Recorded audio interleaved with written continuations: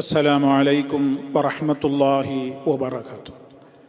അൽഹംദുലില്ലാഹ് വസ്സലാത്തു വസ്സലാമു അലാ റസൂലില്ലാഹ് വഅലാ ആലിഹി വസഹ്ബിഹി വമൻ തബിഅഹും ബിഇഹ്സാനിൻ ഇലാ യൗമിദ്ദീൻ. അമ്മാ ബഅദ് ഫത്തഖുല്ലാഹ ഇബാദല്ലാഹ്. സഹോദരങ്ങളെ, വിശുദ്ധ ദുൽഹജ്ജ് മാസത്തിലെ ഏറ്റവും പ്രാധാന്യമർഹിക്കുന്ന നോമ്പായ അറഫ നോമ്പ് 2 വർഷത്തെ പാപങ്ങൾ പൊറുക്കപ്പെടുവാൻ നിമിത്തമാണെന്ന് പറയപ്പെട്ടിട്ടുള്ള ശ്രേഷ്ഠകരമായ നോമ്പ് കഴിഞ്ഞ വർഷത്തെ പോലെ ഈ വർഷവും വിവാദത്തിലേക്ക് തന്നെ നീങ്ങുകയാണ്. എന്താണ് വിവാദം? അറഫയിൽ ഹാജിമാർ സംഗമിക്കുന്ന വേളയിൽ അവരോട് ഐക്യദാർഢ്യം പ്രഖ്യാപിച്ചുകൊണ്ട് ഓരോരുത്തരും അതേ ദിവസം തന്നെയാണോ മറുനാടുകളിലും അറഫ നോമ്പ് അനുഷ്ഠിക്കേണ്ടത്, അതോ അതാത് രാജ്യങ്ങളിലെ ചന്ദ്രപ്പിറവിയുടെ മാനദണ്ഡത്തെ കണക്കാക്കി അതിൻ്റെ അടിസ്ഥാനത്തിൽ ഓരോ രാജ്യത്തും സംഭവിച്ചിട്ടുള്ള ദുൽഹജ്ജ് 9 എന്നാണോ അനുഷ്ഠിക്കേണ്ടത്? ഇത് ഇങ്ങനെ ഈ വ്യത്യാസം വരുന്ന കാലത്തൊക്കെ ഇത് ചർച്ചയ്ക്ക് വിധേയമാവാറുണ്ട്. സഹോദരങ്ങളെ, ഇവിടെ നമ്മൾ മനസ്സിലാക്കിയിരിക്കേണ്ടത്, അല്ലാഹു സുബ്ഹാനഹു വ തആല ഈ ചന്ദ്രനെ നിശ്ചയിച്ചിട്ടുള്ളത് ഹജ്ജിന്റെയും അതുപോലെ തന്നെ നമ്മുടെ പല കാര്യങ്ങളുടെയും ഇബാദത്തുകളുടെയും ഒക്കെ സമയത്തെ മനസ്സിലാക്കാനാണ്. വിശുദ്ധ ഖുർആൻ പറഞ്ഞില്ലേ, യസ്അലൂനക അനിൽ അഹില്ല, ചന്ദ്രന്മാരെ സംബന്ധിച്ച്, ഹിലാലുകളെ സംബന്ധിച്ചവർ നിന്നോട് ചോദിക്കുന്നു. അത് ജനങ്ങൾക്ക് സമയമറിയുവാനുള്ള നിമിത്തങ്ങളാണ്. അതുപോലെ തന്നെ ഹജ്ജിന്റെയും ഒക്കെ കാര്യങ്ങൾക്ക് പരിഗണിക്കപ്പെടാനുള്ള നിമിത്തമാണത് എന്ന് അല്ലാഹു സുബ്ഹാനഹു വ തആല പറയുന്നു. അപ്പൊ അതിൻ്റെ പിറവിക്കനുസരിച്ചും അതിൻ്റെ കാഴ്ചക്കനുസരിച്ചുമാണ് നമ്മുടെ ഇബാദത്തുകൾ ക്രമീകരിച്ചിട്ടുള്ളത്. അതുകൊണ്ടാണല്ലോ നോമ്പിന്റെ കാര്യം പറഞ്ഞെടുത്ത് നബി സല്ലല്ലാഹു അലൈഹി വസല്ലം പറഞ്ഞല്ലോ, സൂമൂ ലി റുഅയതിഹി വ അഫ്തിറൂ ലി റുഅയതിഹി, നിങ്ങൾ അത് കാണുമ്പോൾ നോമ്പെടുക്കുവീൻ, കാഴ്ചക്കനുസരിച്ച് നിങ്ങൾ നോമ്പ് മുറിക്കുകയും ചെയ്യുവീൻ. അപ്പൊ റുഅയത്താണ് പ്രധാനം, കാഴ്ച.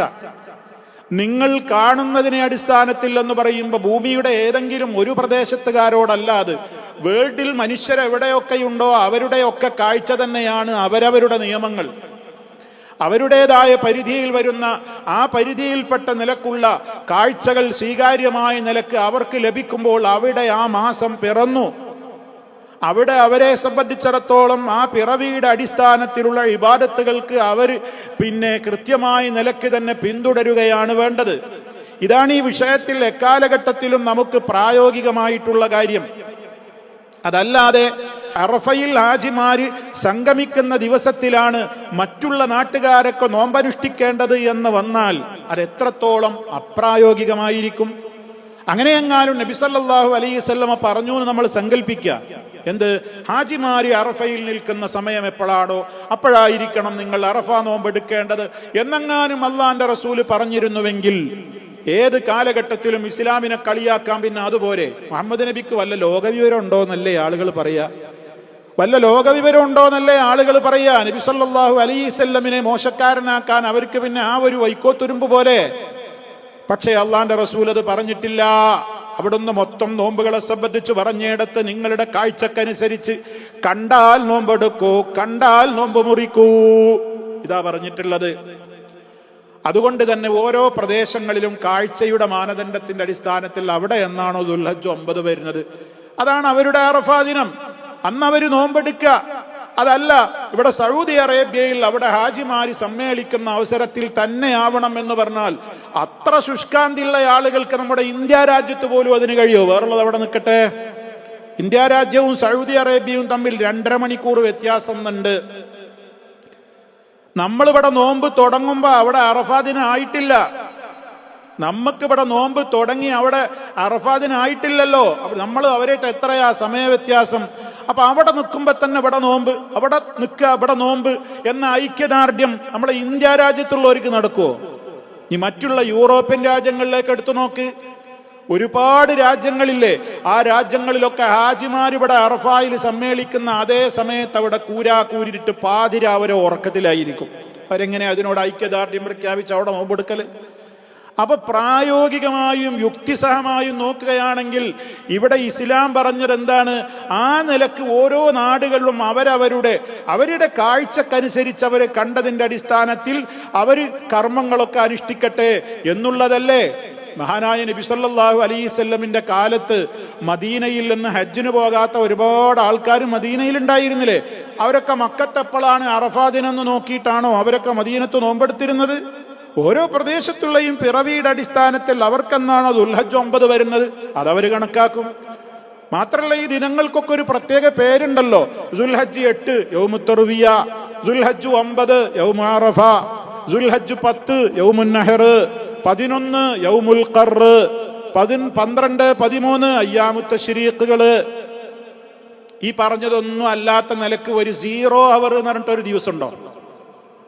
ഇതിലൊന്നും പെടാത്തൊരു ദിവസം, ഒരു ദിവസം ലീവ് എന്ന് പറഞ്ഞിട്ട് ഞങ്ങൾ ലീവ് എടുക്കും അന്ന്, അതുകൊണ്ട് ഞങ്ങൾ പെരുന്നാൾ സമൂഹത്തോടൊപ്പം, അറഫ ഞങ്ങൾക്ക് ഇങ്ങനെയാണ് എന്ന് പറഞ്ഞുകൊണ്ട് അതിന്റെ ഇടക്ക് വരുന്ന ഒരു ദിവസം അങ്ങനെ ഒരു ലീവ് ആക്കിയിട്ട് ഒരു ബ്ലാങ്ക് ആക്കി വഴിച്ചിടുന്ന സംവിധാനം ചരിത്രത്തിലുണ്ടോ? ഇല്ലല്ലോ സഹോദരങ്ങളെ. അപ്പൊ അതുകൊണ്ട് ഇസ്ലാം എന്ന് പറയുന്നത് എക്കാലഘട്ടത്തേക്കും എല്ലാവർക്കും ഫിറ്റാണ്, എല്ലാവർക്കും യോജിക്കുന്ന നിലക്കുള്ള നിയമങ്ങളാണ്. അതുകൊണ്ട് ഓരോരുത്തരുടെയും പ്രദേശങ്ങളിൽ, രാജ്യങ്ങളിൽ എന്നാണോ അവർക്ക് ദുൽഹജ്ജ് 9 വരുന്നത് അന്ന് നോമ്പെടുക്കുക. ഇത് നമ്മൾ എന്നും പറയുന്നതാണ്. ഇപ്പൊ കഴിഞ്ഞ കൊല്ലവും നമ്മൾ ഒരു സ്റ്റാറ്റസ് ഇറക്കിയിരുന്നു. ഇപ്പൊ ഈ ഉള്ളവൻ അന്നൊരു സ്റ്റാറ്റസ് വീഡിയോ ഇറക്കി. നമ്മൾ ഓരോ പ്രദേശത്തുള്ള ദുൽഹജ്ജ് 9 ചെയ്യേണ്ടത്. അത് ചില മുസ്ലിയാക്കന്മാരെ എടുത്തിട്ട് ഇങ്ങനെ ക്ലിപ്പാക്കിയിട്ട് ഒരു ലജ്ജയുമില്ലാതെ കബളിപ്പിക്കുക, കുപ്രചരണം നടത്തുക. ഒരു മുസ്ലിയാർ പറയുകയാണെന്ത്, കണ്ടില്ലേ ഇപ്പൊ വഹാബികള് ഇവരൊക്കെ നമ്മൾ പറയുന്നിടത്തേക്ക് എത്തി, ഇവര് പണ്ട് പറഞ്ഞിരുന്നത് അവിടെ നോക്കുമ്പോ അവിടെ നോമ്പ് എന്നായിരുന്നു, ഇപ്പൊ കണ്ടില്ലേ ഇവര് വഴിക്കിങ്ങനെ വരികയാണ്. ഇങ്ങനെ മാറ്റി പറയലാണ് ഇവരുടെ പരിപാടി എന്ന് പറഞ്ഞ് നമ്മളെ പരിഹസിക്കുവാനും ഇല്ലാത്ത ആരോപണങ്ങൾ നമ്മുടെ പേരിൽ പറയുവാനും ലജ്ജയില്ലാത്ത ചില മുസ്ലിയാക്കന്മാർ അവരിങ്ങനെ രംഗത്ത് വരുന്നത് കണ്ടപ്പോ മനസ്സിൽ വല്ലാത്ത നിലക്കുള്ള ഒരു പരിഹാസ ചിരിയാണ് വരുന്നത്. കാരണം ഇത്ര തരം താഴ്ന്നല്ലോ ഈ ഭാഗമെന്ന്. അല്ലെങ്കിൽ അവർ ഈ ഉള്ളവൻ പറഞ്ഞത് എന്ത്, ഇങ്ങനെയല്ല വേണ്ടത്, അവിടെ അറഫയിൽ നിൽക്കുമ്പോഴാണ് ഇവിടെ നോമ്പെടുക്കേണ്ടത് എന്ന് ഈ ഉള്ളവൻ പറഞ്ഞ ഒരു സ്റ്റാറ്റസോ ഒരു പ്രസംഗത്തിന്റെ ഒരു കഷ്ടമോ കൊണ്ടുവരാൻ ഇവർക്ക് സാധിക്കോ? വെല്ലുവിളിക്കാണ് ഇത്തരം മുസ്ലിയാക്കന്മാരെ. എന്നാലല്ലേ മാറ്റി പറഞ്ഞു എന്നുള്ള നിങ്ങളുടെ ഈ രൂപത്തിലുള്ള ദുരാരോപണത്തിന് ഒരു അല്പമെങ്കിലും ഒരു വ്യക്തത കിട്ടുകയുള്ളൂ, സത്യസന്ധത തോന്നുകയുള്ളൂ. തൊട്ട് തീണ്ടിയിട്ടില്ലല്ലോ ആ ഒരു വാക്ക് സത്യസന്ധത എന്ന് പറയുന്നത് ഈ ഭാഗത്തിന്. അപ്പം അത് സാന്ദർഭികമായിട്ട് ഞാൻ ഓർമ്മപ്പെടുത്തിയെന്ന് മാത്രം. ഏതായാലും വിഷയം ഇങ്ങനെയാണ്. മറ്റഭിപ്രായമുള്ളവരും ഉണ്ടാകാം, എല്ലാവരുടെ അഭിപ്രായവും മാനിക്കുന്നു, ആരെയും നമ്മൾ എതിർക്കുകയല്ല. പക്ഷേ ഇതാണ് ഏറ്റവും പ്രബലവും ശരിയായി തോന്നുന്നതും ബുദ്ധിയോട് യോജിക്കുന്നതും ഒക്കെ ഇത് തന്നെയാണ് എന്നാണ് പറയാനുള്ളത്. അല്ലാഹു സുബ്ഹാനഹു വ തആല നേരറിയാനും നേരിന്റെ പാതയിൽ മുന്നോട്ട് പോകുവാനുമുള്ള തൗഫീഖ്, ഏറ്റവും ശരിയേതോ അതിനെ പിന്തുടരാനുള്ള തൗഫീഖ് നമുക്കെല്ലാം നൽകി നമ്മെ എല്ലാവരെയും അനുഗ്രഹിക്കുമാറാകട്ടെ, പാപങ്ങൾ പുറത്തു തരുമാറാകട്ടെ. റബ്ബന തഖബ്ബൽ മിന്നാ ഇന്നക അൻതസ് സമീഉൽ അലീം വൽഹംദുലില്ലാഹി റബ്ബിൽ ആലമീൻ. അല്ലാഹുമ്മ സ്വല്ലി അലാ മുഹമ്മദിൻ വഅലാ ആലി മുഹമ്മദ്.